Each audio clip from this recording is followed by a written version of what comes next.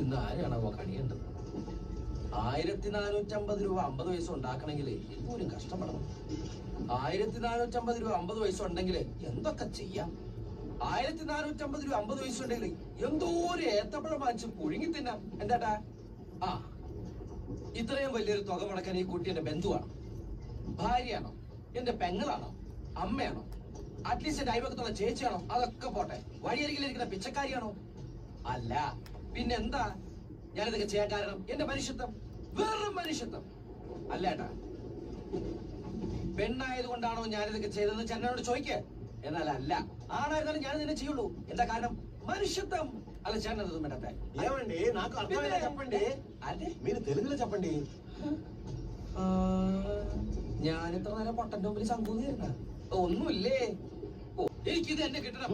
1450 രൂപ 50 പൈസ മുടക്കിയ എനിക്കിത് എന്നെ ഒന്നുമില്ല. എന്റെ അമ്മോ.